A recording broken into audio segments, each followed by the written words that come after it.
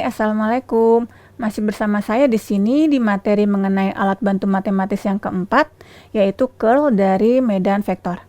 Di video kali ini, kita akan melihat definisi dan konsep dari curl beserta hubungan antara curl dengan integral garis pada medan vektor. Oke, supaya tidak penasaran, silakan saksikan video berikut ini. Sekarang kita akan melihat terlebih dahulu definisi dan arti fisik dari curl. Sekarang mari kita saksikan gambar berikut.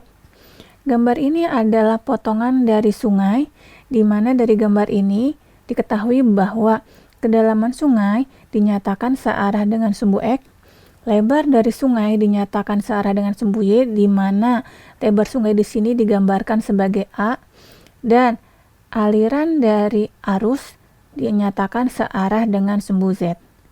Di sungai ini, kita letakkan sebuah benda, di mana benda ini disebut dengan curl meter atau pengukur rotasi, yang bentuknya adalah sebuah bola, di mana pada bola tersebut terdapat tanda hitam, yang bawahnya itu terhubung dengan benda semacam kipas. Selain curl meter ini, ternyata dari penelitian diketahui bahwa distribusi kecepatan aliran arus pada sungai ini digambarkan sebagai berikut, di mana di pinggir sungai kecepatannya adalah 0, di tengah-tengah adalah maksimum sebesar V0, dan ke pinggir lagi kecepatannya turun lagi menjadi 0. Nah, sekarang mari kita perhatikan gambar penggalan sungai ini jika dilihat dari atas. Jika curl meter diletakkan tepat di tengah-tengah sungai, maka sisi kiri dan kanan dari bola akan mengalami kecepatan yang sama.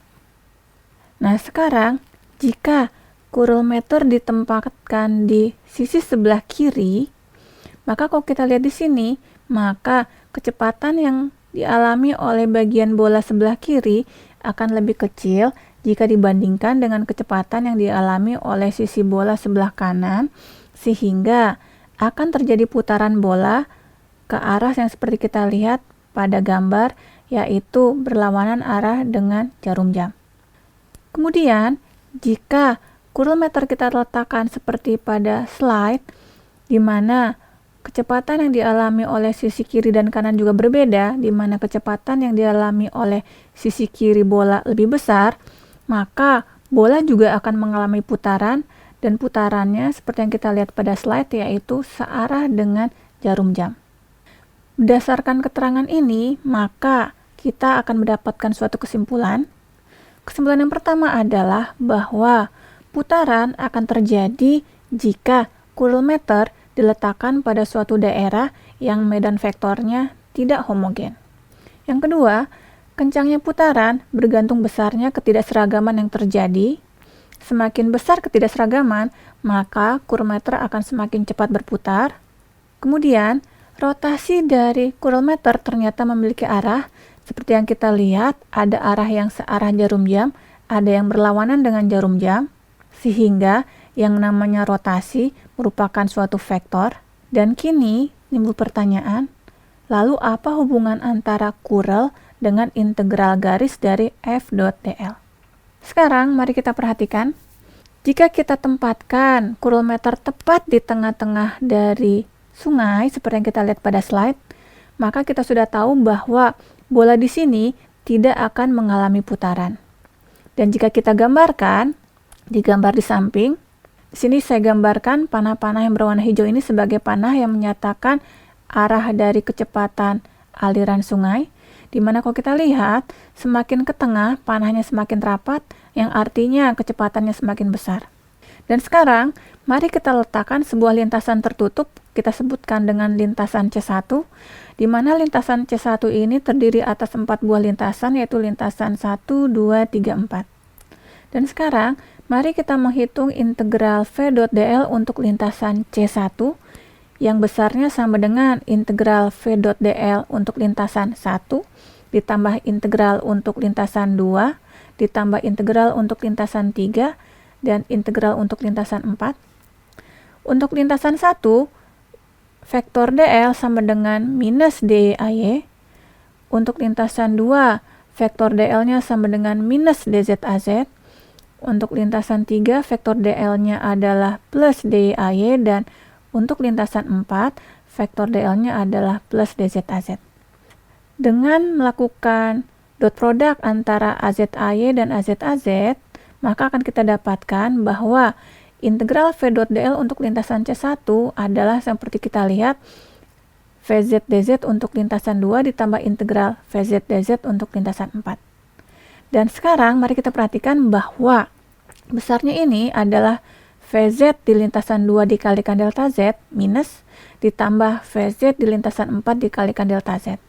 Dan harus kita ingat bahwa besarnya VZ di lintasan 2 sama dengan VZ di lintasan 4, sehingga untuk lintasan C1 maka integral V dot DL sama dengan 0. Dan pada saat integral V dot DL sama dengan 0, tidak terjadi putaran pada Curl meter seperti yang kita lihat di slide. Nah, sekarang kita akan menghitung berapa besarnya integral F dot DL yang berhubungan dengan kasus pada saat Curl meter ditempatkan di sisi kanan dari sungai. Di sini kita ingat lagi bahwa bola akan mengalami putaran searah dengan jarum jam. Dan sekarang mari kita gambarkan fluk dari kecepatan dan juga lintasan yang harus kita gambarkan di sini. Di sini lintasannya saya sebut adalah lintasan C2, di mana lintasan C2 saya gambarkan juga terletak di sebelah kanan dari sungai, dan lintasan C2 ini terdiri atas 4 buah lintasan, yaitu ada lintasan 1, 2, 3, dan 4. Integral V dot DL pada lintasan C2 berarti sama dengan integral V dot DL pada lintasan 1 ditambah pada lintasan 2 dan selanjutnya, di mana sama seperti yang kita lakukan di slide sebelumnya. Maka DL untuk lintasan 1 adalah minus DYAY, untuk lintasan 2 adalah minus DZAZ, untuk lintasan 3 dan untuk lintasan 4 dapat kita lihat pada slide. Sehingga kalau kita lihat besarnya integral V dot DL pada lintasan 1 dan lintasan 3 hasilnya adalah 0 karena AZ dot AY adalah 0, maka akan kita dapatkan gambar sebagai berikut, di mana persamaan ini bisa kita tuliskan menjadi minus VZ2 dikalikan delta Z ditambah VZ4 dikalikan delta Z. Dan di sini harus kita ingat bahwa besarnya kecepatan pada lintasan 2 tidak sama dengan besarnya kecepatan pada lintasan 4, sehingga integral V dot DL pada lintasan C2 hasilnya tidak sama dengan 0. Dan di sini dapat kita simpulkan bahwa putaran akan terjadi jika hasil dari integral garis F dot DL tidak sama dengan 0. Dari video tadi, kita tahu kalau putaran atau curl merupakan sebuah vektor yang ada hubungannya dengan nilai dari integral garis untuk besaran vektor. Hal ini merupakan konsep yang sangat penting karena seperti yang kita tahu bahwa pada hukum Maxwell, khususnya hukum Faraday dan Ampere, digunakan bentuk integral garis untuk besaran vektor. Untuk video berikutnya, kita akan mempelajari cara menghitung curl dari suatu vektor dalam sistem koordinat kartesian. Terima kasih dan sampai jumpa di video berikutnya.